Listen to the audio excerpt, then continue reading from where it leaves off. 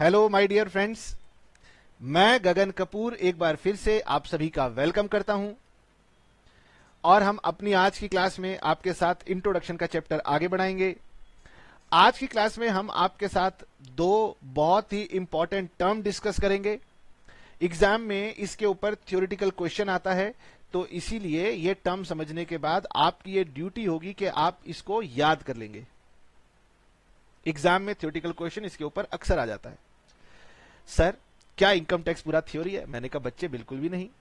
Sir, एक तो आप हमें बच्चे बच्चे मत कहा करो, आई एम सॉरी। एक तो ये कि प्रैक्टिकल सब्जेक्ट है इनकम टैक्स, लेकिन उस प्रैक्टिकल को करने के लिए हमें पहले थ्योरेटिकल लॉ समझना होता है। इसीलिए 2-4 क्लास में हम ये थ्योरेटिकल बातें कर रहे हैं और जल्दी ही हम प्रैक्टिकल एप्लीकेशंस पर आ जाएंगे। आज थ्योरी करेंगे और कल से मुझे उम्मीद है कि हम प्रैक्टिकल के ऊपर आ जाएंगे, जल्दी ही आ जाएंगे। ठीक है, तो बच्चों का इंटरेस्ट ना प्रैक्टिकल से थोड़ा सा ज्यादा बनने लगता है, कंसंट्रेशन बनने लगती है। थ्योरी में बच्चे कहते हैं कि सर आपकी शक्ल देख देख के हम बोर हो गए, प्रैक्टिकल क्वेश्चंस कराओ, तो जल्दी ही वो मौका भी आएगा। फिलहाल आज हम आगे बढ़ते हैं और मैं आपको बताता हूं कि आज हम जो प्रीवियस ईयर असेसमेंट ईयर आपके साथ डिस्कस करेंगे वो बहुत इंपॉर्टेंट तो है ही, वो कनेक्टेड कहां से है ये मैं आपको बताता हूं।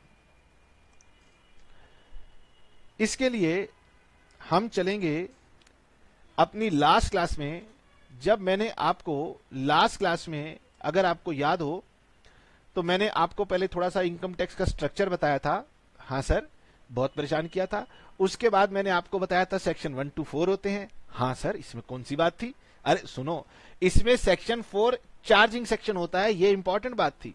हाँ सर, तो हमने कल ही रट लिया था और ये भी रट लिया था कि इस सेक्शन 4 में क्या लिखा हुआ है, कहो तो हम आपको बताते हैं। मैंने कहा अच्छा, एग्जाम में बताना, फिलहाल तो मेरी बारी है। नहीं सर, हम बताते हैं। अरे रुको तो, जब तुम्हारी बारी आएगी ना टैक्स में कुछ लिखने की, तो आप बोल नहीं पाएंगे। ये वो सब्जेक्ट है, इसीलिए मेरी बातों को सुनिए, सुनेंगे तभी आगे बोलेंगे। तो सेक्शन 4 में कहा गया था कि एवरी पर्सन, हम बता चुके हैं 7 कैटेगरी के लोगों को पर्सन कहते हैं, जिनकी total income during previous year, यानी इनकम पीरियड की, किस पीरियड की? प्रीवियस ईयर के पीरियड की। उसके बारे में हम आपको आज बताएंगे, क्योंकि इनकम टैक्स एक्ट ने हमें बता रखा है। एक्सीड्स, अधिक हो जाए, maximum amount not chargeable to tax, ये मैक्सिमम अमाउंट जो होता है ये फाइनेंस एक्ट बता देता है। यदि इनकम इसके ज्यादा हो जाएगी तभी टैक्स देना पड़ता है। यदि आपको टैक्स देना है तभी आप असेसी हो, और जो इनकम टैक्स आपको देना पड़ेगा उसका कोई एक रेट भी हो सकता है, एक से अधिक रेट भी हो सकते हैं, और ये सब जानकारी आने वाली क्लासेस में हम आपको बताएंगे, जो कि लॉ कहता है कि आपको फाइनेंस एक्ट या इनकम टैक्स एक्ट से मिल जाएगी। और ये रेट या रेट्स जो होते हैं ये इस्तेमाल किए जाते हैं with reference to assessment year. यानी आज का जो हमारा टॉपिक रहेगा वो रहेगा प्रीवियस ईयर को समझने का और असेसमेंट ईयर को समझने का। ठीक है, तो सेक्शन 4 से कनेक्टिविटी बताते हुए अब हम आगे चलते हैं। 2 टर्म के ऊपर आज की पूरी क्लास की चर्चा है। ठीक है, ध्यान से सुनिएगा, बहुत सरल बातें हैं, दोनों में कोई कठिनाई की बात नहीं है, बहुत सरल बातें हैं। ठीक है, हमारी बहुत उम्मीद थी कि इनकम टैक्स बड़ी गहराई से डिफाइन करेगा प्रीवियस ईयर, असेसमेंट ईयर, लेकिन देखिए लॉ ने कहा पहले तो असेसमेंट ईयर को याद कर लो। Assessment year means the period of 12 months commencing on first day of April every year. ये लीजिए, हमने यहां पर क्या किया, तो हमने यहां पर आपके लिए एक समय रेखा बनाई, टाइमलाइन। ओके सर, ये क्या है? ये है 1 अप्रैल और ये है 31 मार्च। तो सर ये तो चलता रहता है हर साल, 1 अप्रैल 31 मार्च, 1 अप्रैल 31 मार्च, 1 अप्रैल 31 मार्च, ये तो हर साल होता ही रहता है ना। तो सर असेसमेंट ईयर किसकी बात कर रहा है? वो तो कह रहा है कि assessment year means period of 12 months commencing on first day of April every year. इसका मतलब ये कि मान लीजिए मैंने यहां पर ऐड किया 1 अप्रैल 2019, तो ये हुआ 31 मार्च 2020। क्या ये असेसमेंट ईयर है? सर कोई शंका की बात है? अच्छा ये बताओ, फिर 31 मार्च के एकदम बाद 1 अप्रैल 2020 आ गया और ये 31 मार्च 2021 आ गया, क्या ये भी असेसमेंट ईयर है? मजाक करते हो सर। अच्छा, फिर उसके बाद 1 अप्रैल 2021 से लेकर 31 मार्च 2022, क्या ये भी असेसमेंट ईयर है? क्या ये भी असेसमेंट ईयर है? हाँ भाई हाँ, कितनी बार पूछोगे, हर बार यही कहेंगे हाँ ये असेसमेंट ईयर है। तो ये सब असेसमेंट ईयर हैं, और इन असेसमेंट ईयर को हम साथ में ऐसे बुला देते हैं: assessment year 19-20, assessment year 20-21, assessment year 21-22, assessment year 22-23। इस तरीके से पीरियड के साथ हम इसको बुलाते हैं।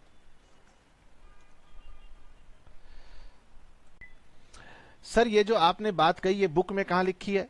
मैं दिखाता हूं आपको बुक में कहां लिखी है, क्योंकि ये हमारी प्यारी गिरीश आहूजा सर की बुक है। स्क्रीन पर आपको बढ़िया से दिखाई नहीं दे रहा होगा, इसलिए स्क्रीन पर ये पढ़ने के लिए अपनी आंखें खराब मत करना, बुक का इस्तेमाल करना।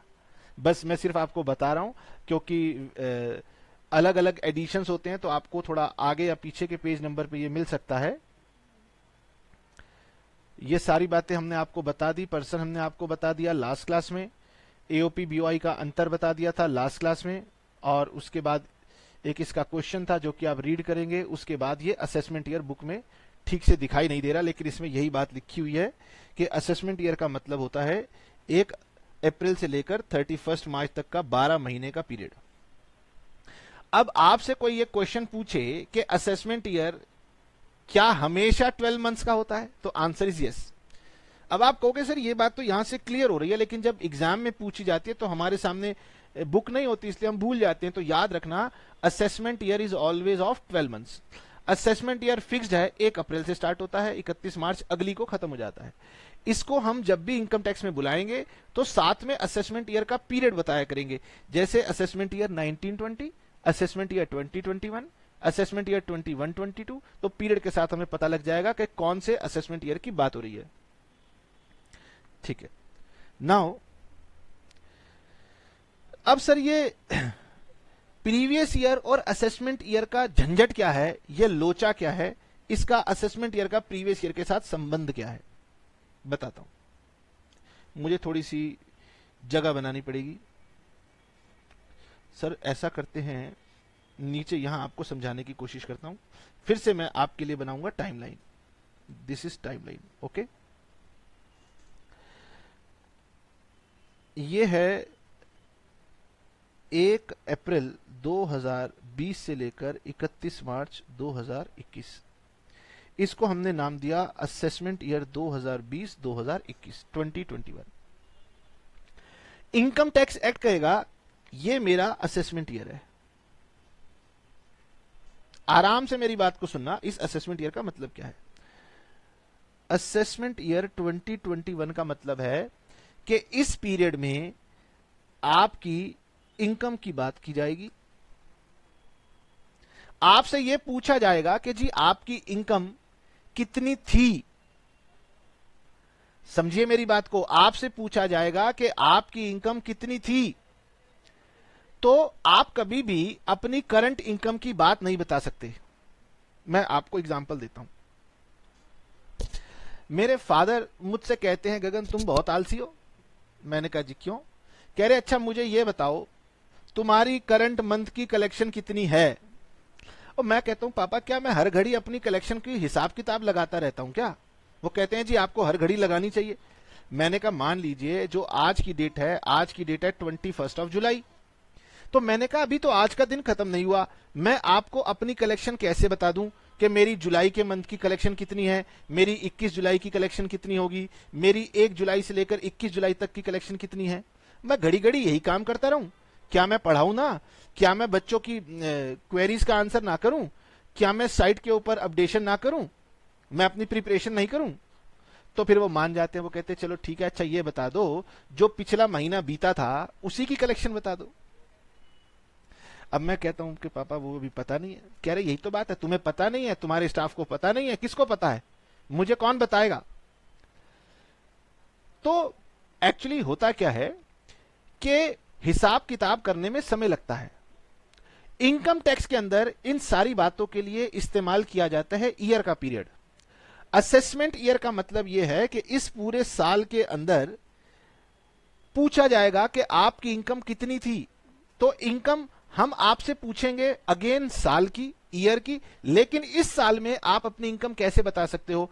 आप इनकम तभी बता सकते हो जब वो साल फिनिश हो जाएगा।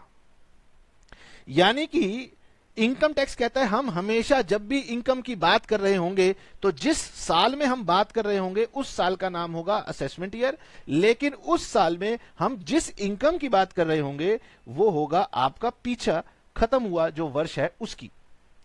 तो सर पीछे जो वर्ष खत्म हुआ था वो था 1/4/2019 से लेकर 31 मार्च 2020 का वर्ष खत्म हुआ था।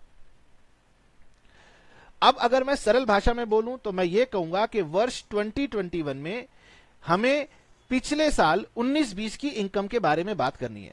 ये तो हुआ जनरल लैंग्वेज में, आपको हर रोज इतना लंबा गाना गा के नहीं सुनाएगा, उसके लिए टर्म बनाई जाएगी।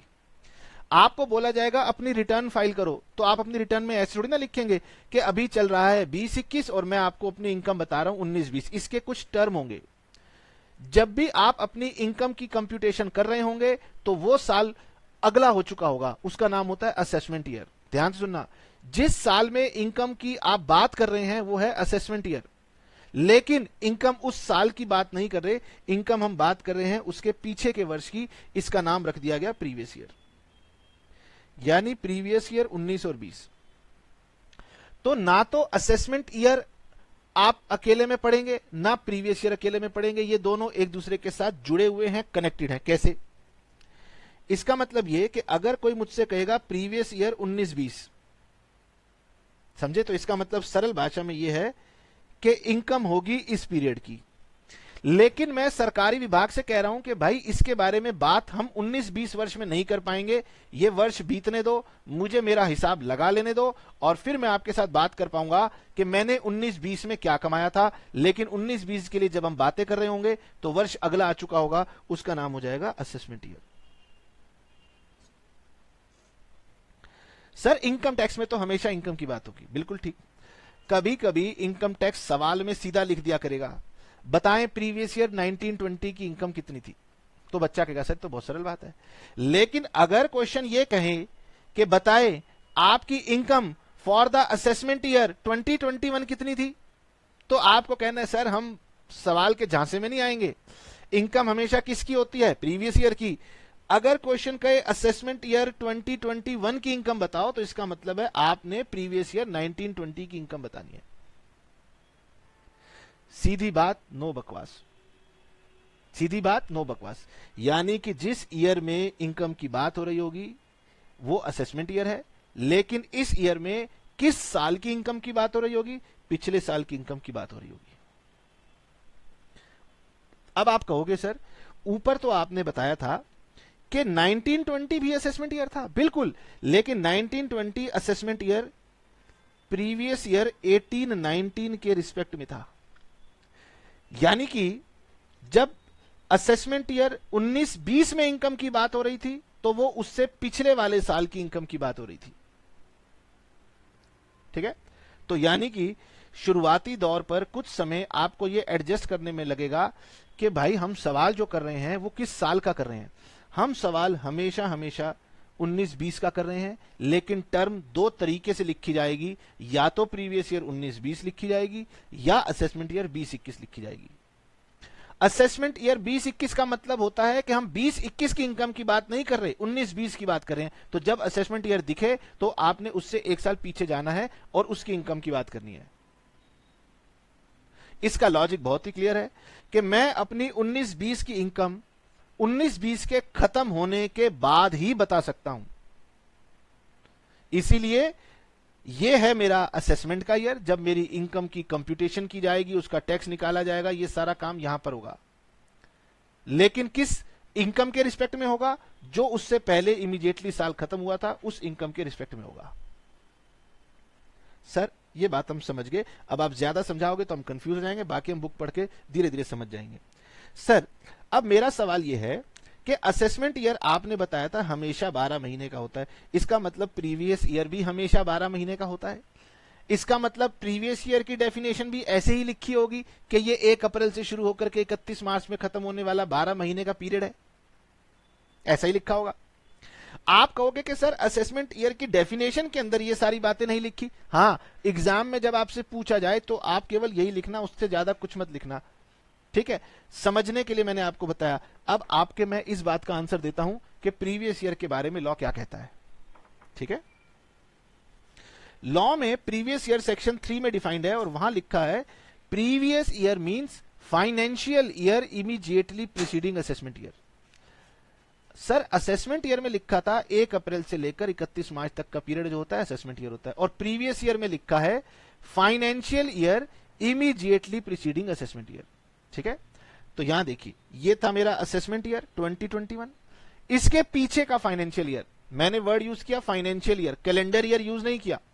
अगर कैलेंडर ईयर यूज करता तो 1 जनवरी से 31 दिसंबर का पीरियड हो जाता, कंटिन्यूएशन नहीं बनती। उन्होंने कहा फाइनेंशियल ईयर, यानी फाइनेंशियल ईयर 1 अप्रैल से शुरू होगा 31 मार्च को खत्म होगा, और ये फाइनेंशियल ईयर असेसमेंट ईयर के इमीडिएटली पीछे का होगा। और ऐसा तो सर हर साल होता है, इसीलिए हम उसे स्पेसिफिकली टाइम पीरियड के साथ मेंशन करेंगे। असेसमेंट ईयर 2021 मतलब प्रीवियस ईयर 19-20, असेसमेंट ईयर 19-20 मतलब प्रीवियस ईयर 18 या 19। सर प्रीवियस असेसमेंट ईयर 21-22 इसका मतलब प्रीवियस ईयर 2021। यानी असेसमेंट ईयर का मतलब है जब हम इनकम की बात कर रहे होंगे, और इनकम की बात तभी कर सकते हैं जब उस इनकम का पीरियड खत्म हो चुका हो, तो हमेशा पिछले साल वाली इनकम की बात अगले सालों में की जाती है।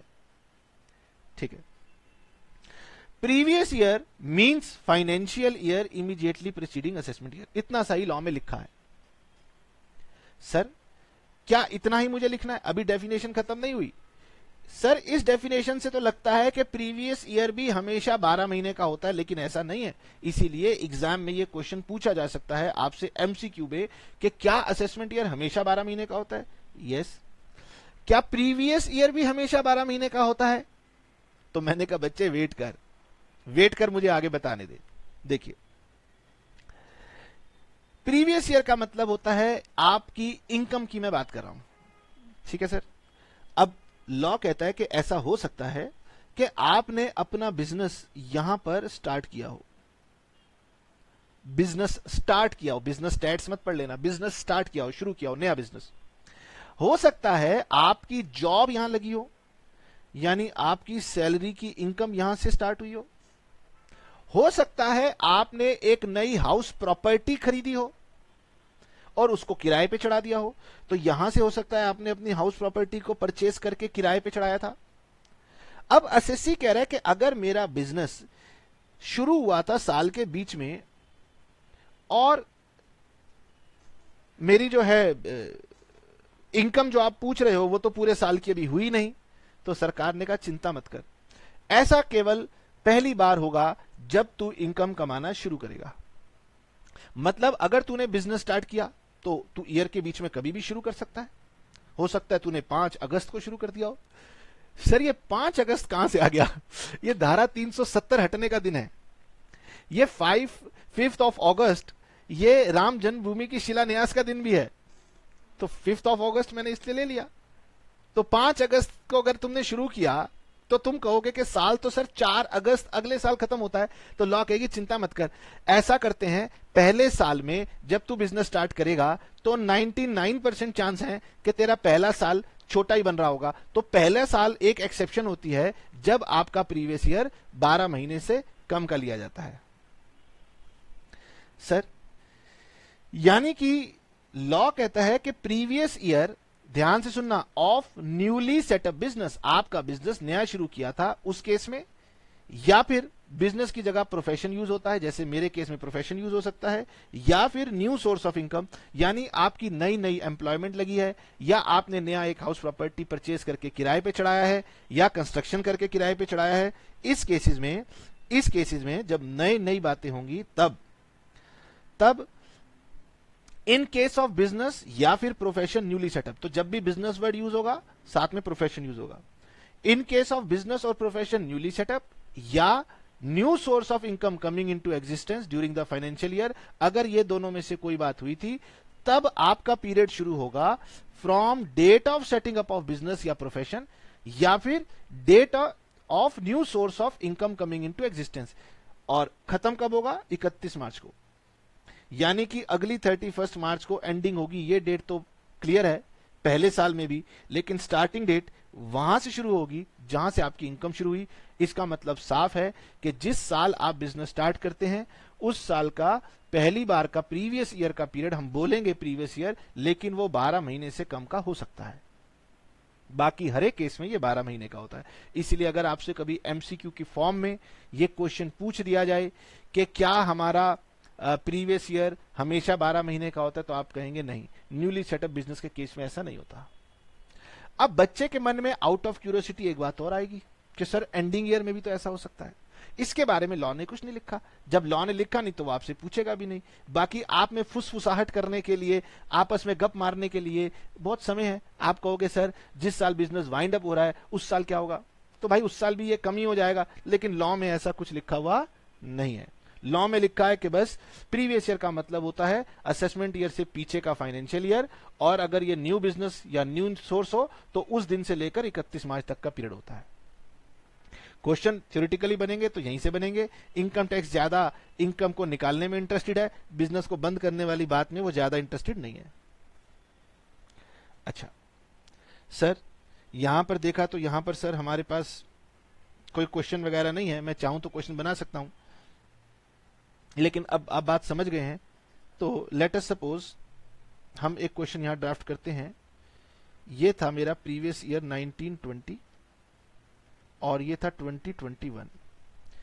मान लीजिए किसी ने 15 मार्च को बिजनेस स्टार्ट किया, 15 मार्च 2020 को। अब वो चाहता है कि भाई मैं एक काम करता हूं, मैं ना अपना यहां से लेकर यहां तक की इनकम को निकाल के उसके अगली बार जब मेरा असेसमेंट ईयर आएगा तब मैं सरकार को बता दूंगा मैंने क्या कमाया और मैं टैक्स दे दूंगा। तो सरकार कहती है ऐसा नहीं होगा, तेरे हाथ में नहीं है कि भैया तूने 29 मार्च को बिजनेस शुरू किया, 30 मार्च को शुरू किया, 31 मार्च को शुरू किया, वो तेरी मर्जी है। लेकिन मुझसे बात समझ ले कि जब भी अगली 31 मार्च आएगी तो पहला प्रीवियस ईयर हमेशा यही होगा और ये दूसरा प्रीवियस ईयर होगा, ये सेकंड होगा, ये फर्स्ट होगा। तू इसको मिला नहीं सकता ये कह करके कि चलो मेरे को सुविधा हो जाएगी। तेरी सुविधा से हमें मतलब नहीं है, जो लॉ में लिखा है वो वैसे ही चलेगा। 19-20 प्रीवियस ईयर में भले 5 दिन तूने बिजनेस किया है, 5 दिन की इनकम तुझे निकालनी होगी। ठीक है सर, ठीक, ओके। सर मेरे मन में अभी भी कुछ सवाल आ रहे हैं। मैंने कहा पूछो, तुम्हारा काम ही क्या है, मन में शंका पैदा करना। सर आपने कहा ये 31 मार्च थी, यहां तक की इनकम को पहले अर्न करो, फिर उसके बाद अगले साल हम आपकी इनकम आपसे पूछेंगे। ठीक है, जब नेक्स्ट ईयर हम आपसे इनकम पूछेंगे तो इसका नाम असेसमेंट ईयर हो जाएगा। ठीक है, और इसका नाम प्रीवियस ईयर हो जाएगा। ठीक है, अब थ्योरेटिकली नहीं, समझने के लिए आम भाषा में हम ये कहेंगे कि प्रीवियस ईयर की इनकम को असेसमेंट ईयर में टैक्स किया जाएगा। ठीक है सर, बात भी ठीक है, पहले अपनी पीरियड खत्म होने दो, उसके बाद इनकम को अगले साल में आपकी हम टैक्स कर देंगे। प्रीवियस ईयर में आप कमाएंगे और अगले साल में सरकार आपसे आपकी इनकम पूछेगी। सरकार को आपकी इनकम क्यों जाननी है? क्योंकि सरकार को उस पर आपसे टैक्स लेना है। टैक्स मिल गया, बात खत्म, सरकार को तो टैक्स चाहिए था। इसका मतलब यह हुआ कि हम अपनी पिछले साल की इनकम के ऊपर अगले साल में टैक्स देते हैं। तो शुरुआती तौर के लिए यही बात सही है। ठीक है, लेकिन ये जनरल आम बोलचाल की भाषा है, लॉ में इस बात को एक्सप्लेन करने मत बैठ जाना। ठीक है, पिछले साल की इनकम पर हम अगले साल टैक्स देते हैं, ये एक जनरल मानना है, एग्जैक्टली ऐसा है नहीं। हम दरअसल आगे चल के पढ़ेंगे कि अपने पिछले ही साल में कई बार हमारे को टैक्स देना पड़ जाता है, उसको हम बोलते हैं एडवांस टैक्स या फिर टीडीएस। ठीक है, तो आगे चल के पता चलेगा कि गवर्नमेंट आपसे कहेगी कि भैया जिस साल में आप कमा रहे थे उस साल थोड़ा सा टैक्स जमा करना था आपको, उसका नाम एडवांस टैक्स या टीडीएस होता है। और यहां पर बाकी बचा हुआ टैक्स दिया जाता है जिसे हम सेल्फ असेसमेंट टैक्स का नाम दिया करेंगे। लेकिन शुरुआती तौर पे क्योंकि एडवांस टैक्स आप दो या ना दो वो आपकी मर्जी होती है, सरकार आपके ऊपर डंडा थोड़ी ना बजा देगी, लेकिन अगले साल तो आपको ये टैक्स देना ही देना है। इसीलिए हम ये बात कह सकते हैं कि प्रीवियस ईयर की इनकम पर हमें अगले साल यानी असेसमेंट ईयर में टैक्स देना होता है। ठीक है, यह संबंध होता है प्रीवियस ईयर का और असेसमेंट ईयर का। सरकार कहती है बेटे पहले कमा ले, कमा ले, जब साल खत्म हो जाएगा तो अगले साल आके मुझे बताना कि तूने क्या कमाया और टैक्स दे देना। ठीक है, ऐसे ही चलता रहता है। सरकार इस समय 2021 चल रहा है, तो 2021 में सरकार टैक्स इकट्ठा करने में जुटी हुई है। कौन सी? जो इससे पहले की इनकम थी, उस वाले सालों की इनकम का टैक्स जुटाने में लगी हुई है। तो इसका मतलब यह है प्रीवियस ईयर की इनकम को अगले साल में बताया जाता है, अगले साल में उस पर टैक्स चुकाया जाता है। अगर आपको कोई शक हो तो वापस जाकर के सेक्शन 4 में पढ़ लीजिए। सेक्शन 4 में यही बात लिखी थी कि हर एक व्यक्ति अपनी इनकम जो कि प्रीवियस ईयर में कमाएगा उसके ऊपर वो टैक्स लायबल टू पे टैक्स होगा असेसमेंट ईयर के अंदर। यानी प्रीवियस ईयर में कमाओगे और असेसमेंट ईयर में आप उसके ऊपर टैक्स दोगे। इसकी एक छोटी सी जानकारी मैंने आपको दे दी कि प्रीवियस ईयर में सरकार आपसे एडवांस टैक्स मांग सकती है, इसलिए नाम एडवांस है, क्योंकि देना अगले साल असेसमेंट ईयर में था, सरकार पहले मांग रही है, उसका नाम एडवांस टैक्स या टीडीएस होता है। उसको थोड़ी देर के लिए भूल जाएं। नॉर्मल टैक्स की बात करें तो जिस साल आप कमाते हो उसके अगले साल में आप सरकार को टैक्स देते हो। ऑब्वियस सी बात है, क्योंकि इनकम जब तक साल खत्म नहीं होगा मुझे पता नहीं चलेगी, जब मुझे पता नहीं चलेगी तो मैं अपना टैक्स निकालूं कैसे और दूं कैसे, ये नॉर्मल सी बात है।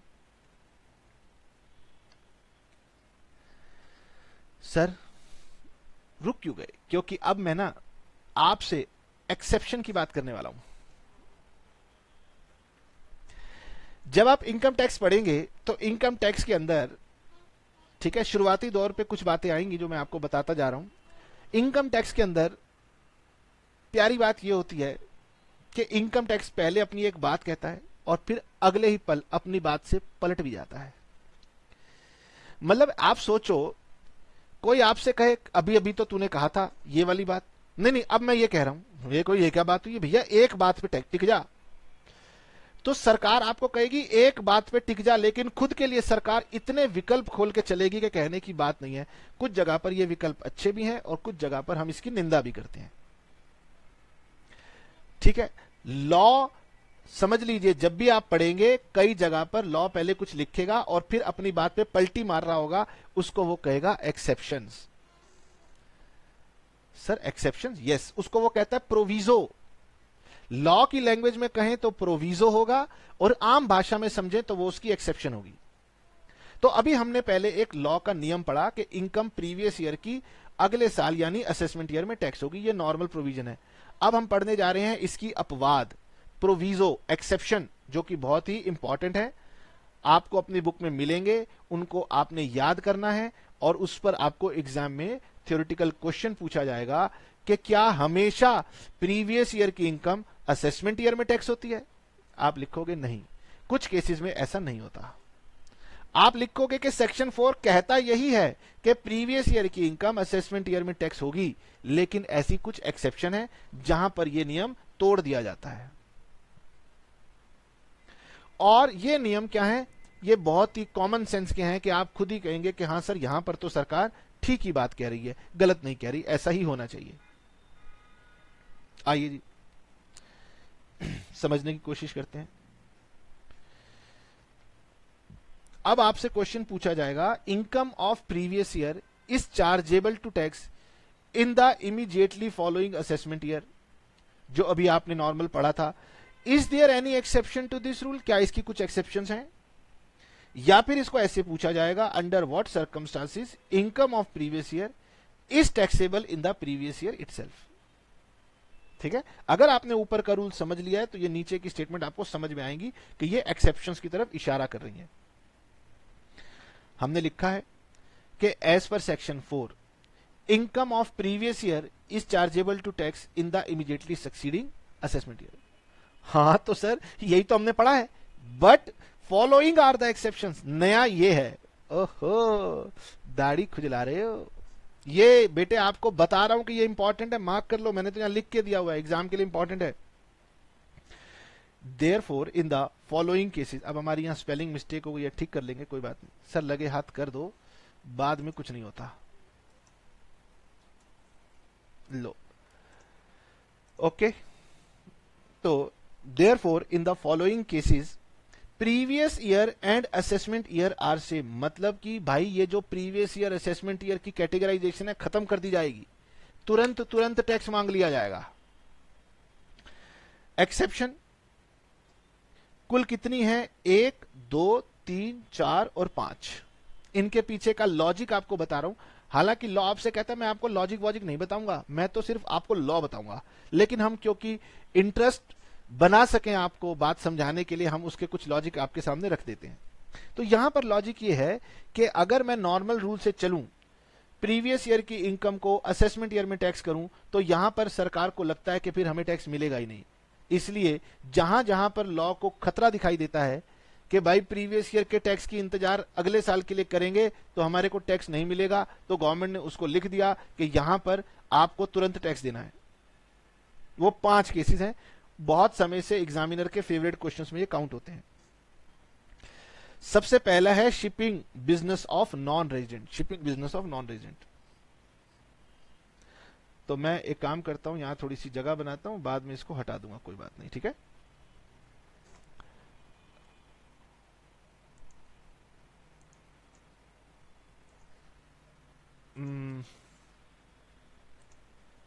ये देखिए, ये एक समुद्री जहाज, मालवाहक जहाज है, अगर आपको दिखाई दे रहा हो तो समझिए। ये शिप जो है ना, ये शिप इंडिया से डिपार्चर कर रहा है। डिपार्चर कैसे कर रहा है? आपको पता है कि जो विदेशों में व्यापार होता है वो या तो सी के रास्ते होगा, या वो एयर के रास्ते होगा, या फिर वो लैंड के रास्ते होगा, सड़क के जरिए होगा। चाइना बहुत ही शातिर है। चाइना इसमें से सी और रोड दोनों के ऊपर प्रभुत्व जमाने की कोशिश कर रहा है, जिसको हमारी नेबरिंग कंट्री समझ नहीं पा रही कि इसके पीछे चाइना का ऑब्जेक्टिव क्या है। इसीलिए पाकिस्तान गलती कर रहा है, इवन नेपाल भी उसके झांसे में आ रहा है, इवन श्रीलंका, दुख की बात है कि श्रीलंका भी उसके साथ में खड़ी हो गई है। तो बिजनेस जो है सबसे ज्यादा होता है सी के रूट से, उसके बाद होता है आपका बाय एयर और बाय रोड, और बाय एयर बहुत कॉस्टली होता है और रोड अभी है नहीं, इसलिए वो चाइना रोड्स डेवलप करने में लगा हुआ है। खैर, हम बात कर रहे हैं यहां पर सी रूट की, शिप की। शिप आया, डिफरेंट डिफरेंट कंट्री से वो इंपोर्ट लेकर के इंडिया में आया और यहां पर उसने अपने गुड्स को अनलोड कर दिया, खाली हो गया। अब खाली हो गया तो जैसे मेट्रो आती है, खाली हो जाती है, तो फिर वहां से नया पैसेंजर लेके आगे चलती है। तो शिप भी क्या करता है, जब इंडिया में आता है, खाली हो जाता है, तो फिर वो यहां से जो है और लोडिंग करता है और चल देता है। तो जब इंडिया से ये डिपार्चर करता है तो इंडिया से ये लोडिंग भी लेता है, मतलब ये सारे गुड्स उसने इंडिया में आकर के लोड किए हैं और लेके जा रहा है। तो इंडिया में जब कोई लोड हुआ था तो इसके बदले में उसने कोई ना कोई किराया जरूर लिया था। गवर्नमेंट इस शिप के ऑनर से, अब शिप का ऑनर होता नहीं है तो शिप के कैप्टन को गवर्नमेंट कहती है कि भाई तुम मेरी कंट्री में आए, तुमने मेरी कंट्री में पैसा लिया, इससे तुम्हें कुछ कमाई होगी, तो तुम्हें इस पर मेरी कंट्री को टैक्स देना होगा। कैप्टन कहता है जी मैं व्यापारी आदमी हूं, मेरा काम व्यापार करना है, मैंने आपकी कंट्री से व्यापार किया है, आया हूं, पैसा लिया है, जरूर मैंने कमाई की है, और आपका कंट्री का कानून कहता है कि मुझे इस पे टैक्स देना है, मुझे कोई एतराज नहीं है, मैं आपको टैक्स दूंगा। लेकिन वो क्या है ना कि इनकम निकालने के लिए मुझे समय चाहिए। तो अभी आप मुझसे टैक्स क्यों मांग रहे हो?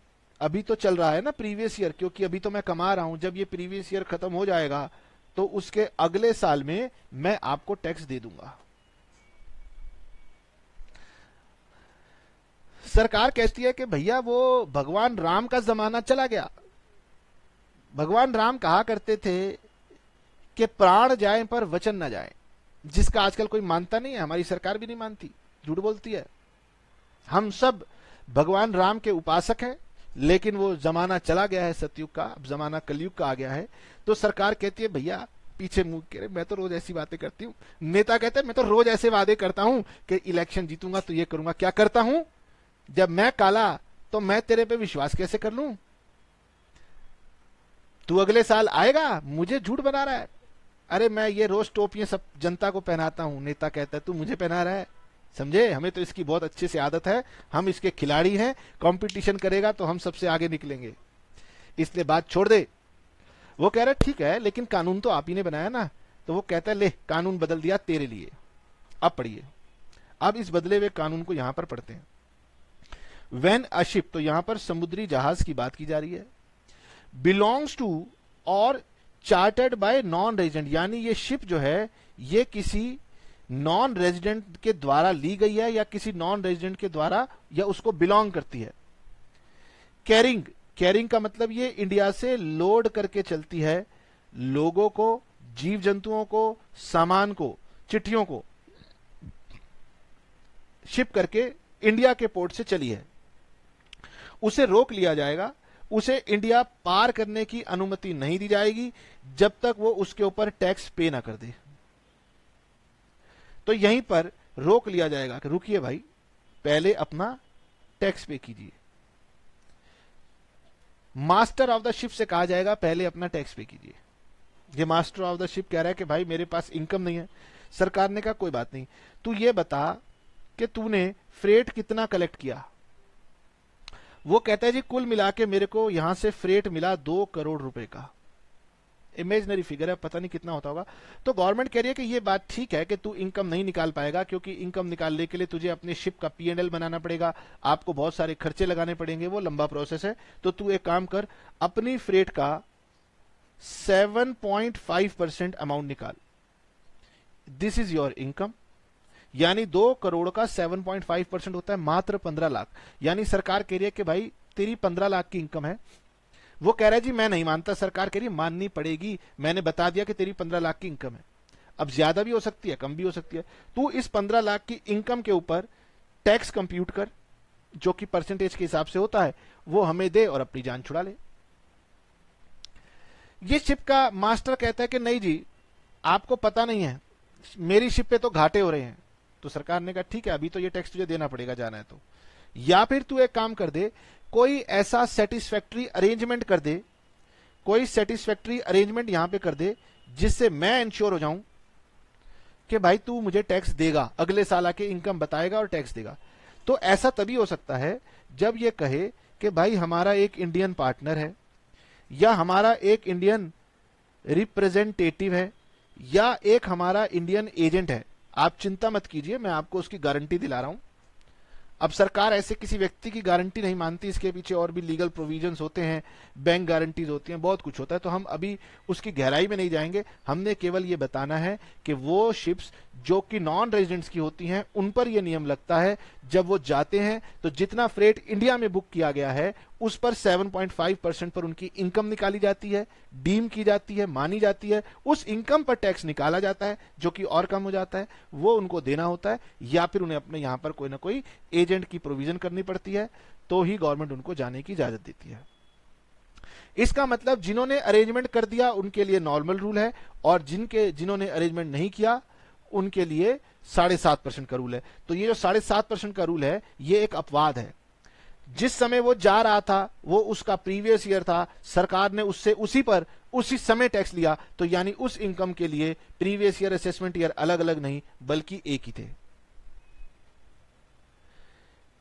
ठीक है सर, आपने ये कहा कि where a ship belongs to और चार्टर्ड बाय नॉन रेजिडेंट, अगर वो किसी नॉन रेजिडेंट का हो तब, जो कि यहां से पैसेंजर, जीव जंतु, चिट्ठियां, सामान लेके जाता है इंडिया के पोर्ट से, तो बेसिकली यहां पर वो फ्रेट की बुकिंग कर रहा है या फ्रेट की कलेक्शन कर रहा है, is not allowed to leave India, उसे भारत छोड़ने की अनुमति नहीं है जब तक कि वो अपना टैक्स पे ना कर दे।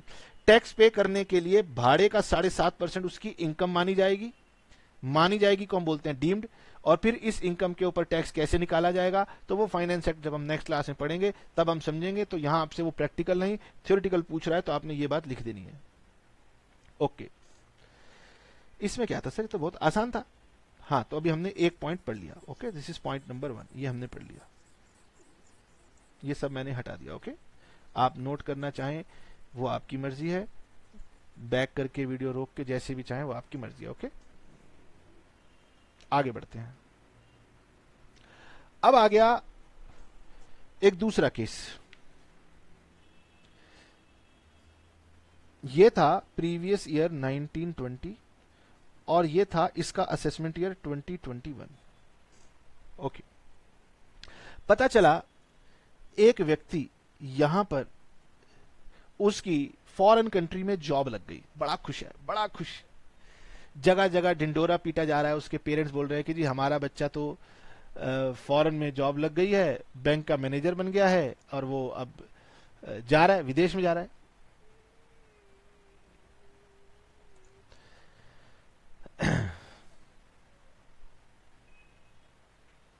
ठीक है, वो कह रहे हैं कि हमारा बच्चा फॉरेन कंट्री में जा रहा है, वो कह रहे हैं कि उसकी जॉब लग गई है, परमानेंट जॉब लग गई है, टेम्परेरी जॉब नहीं है। दरअसल ये प्रीवियस ईयर 1920 था और ये अभी करंट का ईयर चल रहा है, इसको हमने नाम दिया असेसमेंट ईयर 2021। सरकार को पता चला कि ये मिस्टर एक्स, इसकी फॉरेन में जॉब लग गई है, ये पासपोर्ट बता रहा है कि अब ये जा रहा है और वापस कब आएगा वो पता नहीं है। मतलब ये किसी छुट्टियां मनाने के लिए नहीं जा रहा, ये तो भाई बिजनेस पर्पस से या अपने जॉब के पर्पस से इंडिया छोड़ के जा रहा है। सरकार ने बोला कि ठीक है भाई, ये वाली इनकम पे तो तू हमें टैक्स देगा ही, हमें कोई दिक्कत नहीं है, लेकिन सवाल ये उठता है कि यहां से लेकर यहां तक की इनकम का क्या होगा। ये महाशय कहते हैं जी होगा क्या, ये तो मैं आपको अगले साल टैक्स दूंगा ना, यानी इसकी बात आप मेरे से वर्ष 21-22 में करोगे, अभी क्यों कर रहे हो। सरकार ने कहा क्यों भाई 21-22 में क्यों करूंगा। वो कह रहा है जी आपने लिखा हुआ है कि प्रीवियस ईयर की इनकम अगले साल में टैक्स होती है, तो ये अभी तो मेरा करंट प्रीवियस ईयर चल रहा है ना, तो ये खत्म होकर इसका असेसमेंट ईयर तो अगली बार आएगा। सरकार ने कहा भैया वहां जाके पढ़ लो, हमने आपके लिए लिखा हुआ है कि आपके लिए ये नियम लागू नहीं होता। वो कह रहा है जी पढ़वाओ। असेसिंग ऑफिसर जो इनकम टैक्स वाला कहता है लो पढ़ो। When it appears to assessing officer, section 174 में लिखा है कि अगर असेसिंग ऑफिसर को ऐसा प्रतीत होता है that any individual will leave India, कोई व्यक्ति भारत छोड़ सकता है during an assessment year, इस साल में वो भारत को छोड़ सकता है, और shortly after its expiry, या फिर इसके खत्म होते ही भागने की फिराक में है, and has no present intention of returning to India, उसका पासपोर्ट बता रहा है कि भाई उसने 5 साल का वीजा ले रखा है, 3 साल का वीजा ले रखा है, ऐसा है। The total income of such individual, इस व्यक्ति की income for the period from expiry of previous year, यानी इस जो ब्लू पोर्शन है इसकी बात हो रही है, प्रीवियस ईयर खत्म होने के बाद से उसकी एक्सपेक्टेड डेट ऑफ डिपार्चर तक की।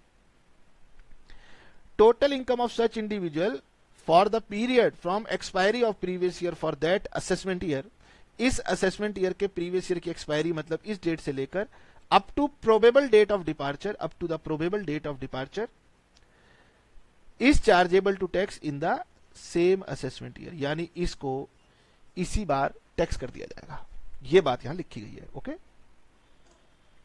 ओके, तो यहां पर भी कलेक्शन का खतरा था, इसीलिए सेक्शन 174 में ये बात लिखी हुई है। वेरी वेरी गुड, आगे चलते हैं।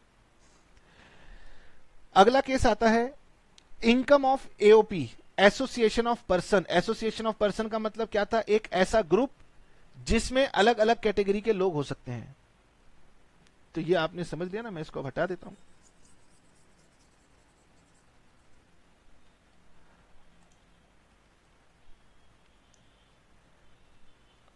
और अब यहां पर आपको बात समझाने की कोशिश करता हूं।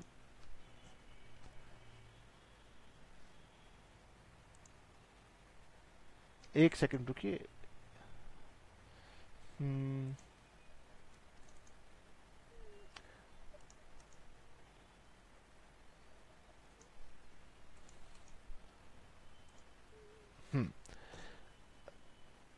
एक बार और यहां इसको रख के आपको समझाता हूं, ताकि अगर आपको कोई बात क्लियर ना हुई हो तो वो आपको क्लियर हो जाएगी। इसको हम एसोसिएशन ऑफ पर्सन तब कहते हैं जब इसमें कोई एक इंडिविजुअल हो, एक फर्म हो, एक इसके अंदर कंपनी हो, एक इसमें आर्टिफिशियल जुरिडिकल पर्सन हो, एक इसमें अदर हो। मतलब कि इसमें डिफरेंट डिफरेंट अगर कैटेगरी के लोग मिले हुए हैं तो हम इसे एसोसिएशन ऑफ पर्सन कहते हैं। बॉडी ऑफ इंडिविजुअल कब कहते हैं, जब ये भी एक इंडिविजुअल है, ये भी एक इंडिविजुअल है, ये भी एक इंडिविजुअल है, यानी सारे के सारे इसके लोग इंडिविजुअल हैं और इन्होंने पार्टनरशिप फॉर्म नहीं की हुई है, तब हम इन्हें एओपी और बीओआई बोलते हैं। सर आखिरकार लोग ये एओपी और बीओआई को फॉर्म ही क्यों करते हैं। एओपी और बीओआई फॉर्म करने के पीछे ये होता है कि हम कुछ टेम्परेरी बिजनेस करना चाहते हैं, जैसे कि जॉइंट वेंचर होता है। एक कॉन्ट्रैक्ट करना है, हम लोगों को मिल के करना है, तो उसके लिए पार्टनरशिप क्यों करेंगे? पार्टनरशिप करने से एक पार्टनर दूसरे के काम का जिम्मेदार बन जाता है। वो कह रहे हैं कि भाई 100 किलोमीटर लंबा हाईवे बनाना है, हमने 60 किलोमीटर बनाना है, उसने 40 किलोमीटर बनाना है, तो मैं अपने काम के लिए जिम्मेदार रहूंगा ना, उसके काम के लिए मैं जिम्मेदार थोड़ी ना हूं। पार्टनरशिप बनाऊंगा तो मैं उसके लिए जिम्मेदार हो जाऊंगा। तो ऐसे में हम लोग जब मिल करके मेट्रो प्रोजेक्ट करते हैं, सड़क बनाते हैं, इस तरह का कोई भी बिजनेस होता है, शॉर्ट टाइम होता है जिसमें हम केवल अपने ही पार्ट के लिए रिस्पॉन्सिबल होते हैं, तो हम उसके लिए जॉइंट वेंचर बना लेते हैं या एओपी बीओआई बना लेते हैं। ये एओपी और बीओआई अक्सर खतरनाक कैटेगरी के लोग होते हैं। इसके लिए सरकार ने लिखा है, अगर कोई एओपी या बीओआई या कोई आर्टिफिशियल जुरिडिकल पर्सन है जो कि फॉर्म हुआ है किसी पर्टिकुलर इवेंट के लिए, किसी पर्टिकुलर पर्पस के लिए, और ऐसी उम्मीद है कि ये डिसॉल्व हो जाएगा इन the assessment year in which it is formed, ये उस असेसमेंट ईयर में डिसॉल्व हो जाएगा जिस असेसमेंट ईयर में इसको फॉर्म किया गया है। यानी कि अगर ये प्रीवियस ईयर 1920 है तो इसका असेसमेंट ईयर 2021 है। नेचुरली ये फॉर्म तो प्रीवियस ईयर में हुआ है, प्रीवियस ईयर में हुआ है, तो ये अपनी इनकम यहां से लेकर यहां तक की कंप्यूट करेगा और फिर ये अपने असेसमेंट ईयर में बताएगा। अब सरकार कह रही है हो सकता है कि ये इसी ईयर में डिसॉल्व हो जाए या ये यहां पर जाके डिसॉल्व हो जाए।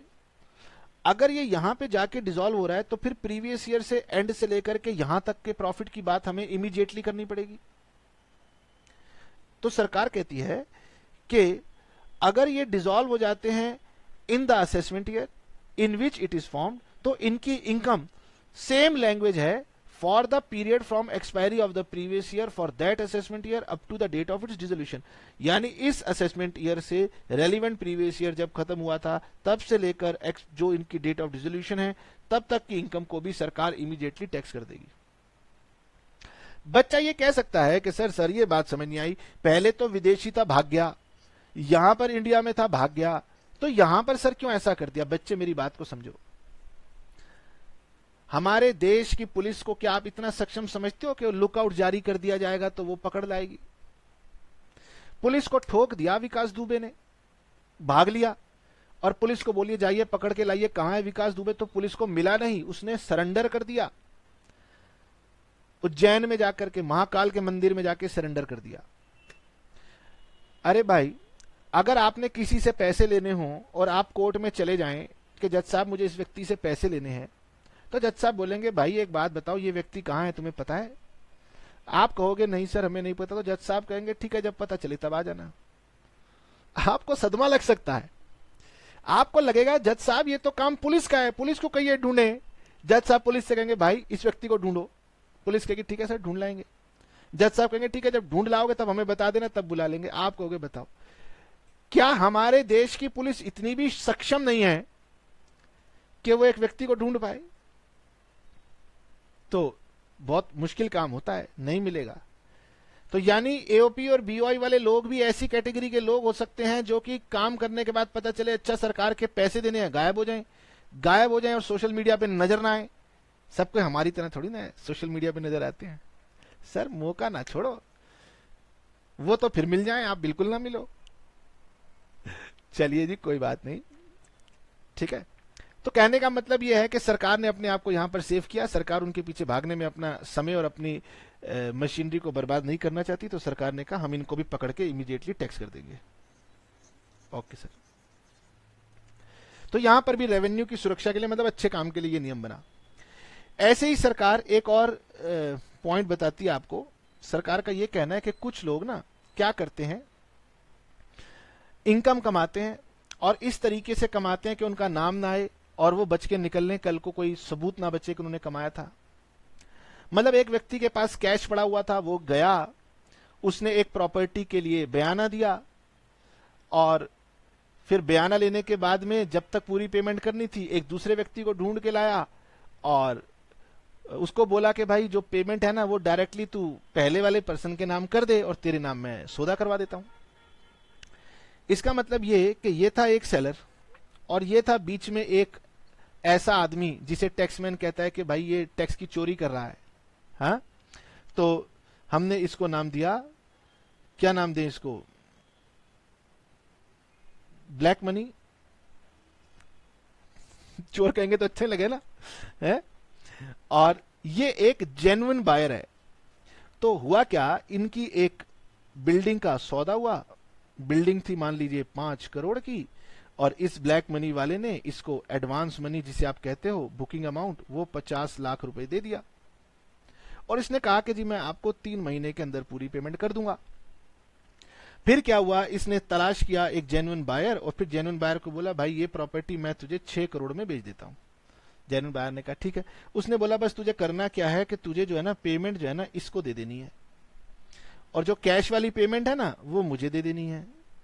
तो भाई तू 5 करोड़ इसे दे दे, 1 करोड़ का कैश मुझे दे दे, इस तरीके से। या फिर 4.5 करोड़ तू इसको दे दे और 1.5 करोड़ मुझे कैश दे दे। इस तरीके से डीलिंग की। अब इस डीलिंग में उसने क्या किया, तो उसने डायरेक्टली इन दोनों की डीलिंग करा दी और अपने आप को बाहर निकालने की कोशिश की, ताकि इस डीलिंग में कहीं नाम ही ना आए। कल को आएगी जी बेचने वाला ये, खरीदने वाला ये। अब ये जब पैसों का आदान प्रदान कर रहा था तो भाई साहब की बड़ी सी फॉर्च्यूनर गाड़ी पुलिस ने रोक ली।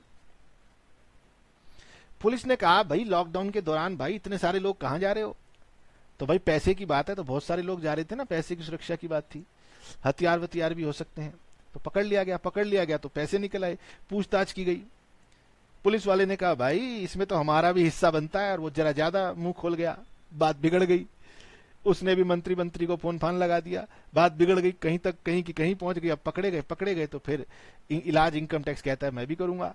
यही बात यहां लिखी हुई है कि अगर कोई पर्सन अपनी प्रॉपर्टी को ट्रांसफर करने में लगा हुआ है इस तरीके से कि भाई वो टैक्स ना भरे, टैक्स की चोरी कर ले, तो सरकार ने उसको भी यहां पर पकड़ लिया।